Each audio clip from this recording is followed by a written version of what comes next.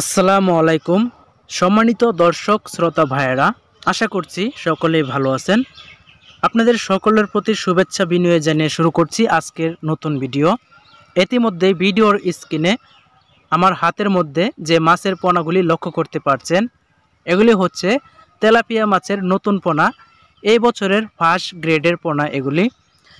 আপনারা যারা এবারের নতুন সিজনের বড় সাইজের তেলাপিয়া মাছের পোনা খুঁজতেছেন, তারা এই পোনাগুলি নিতে পারেন। আর হ্যাঁ বন্ধুরা, এগুলি কিন্তু হরমোন খাওয়ানো ছাড়া পোনা, যেগুলি হরমোন খাওয়ানো হয়নি, এটি হচ্ছে হরমোন খাওয়ানো ছাড়া পোনা।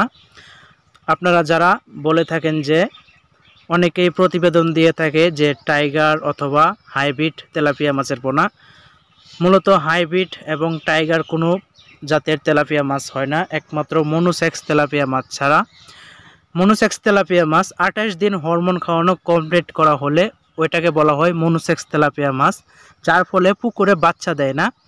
আর এটি আপনার দেখা যায় দ্রুত বেড়ে যায়, কিন্তু এটার কোনো গ্যারান্টি হয় না। কিন্তু মাছের বডি ফিটনেস অত্যন্ত সুন্দর দেখা যায়।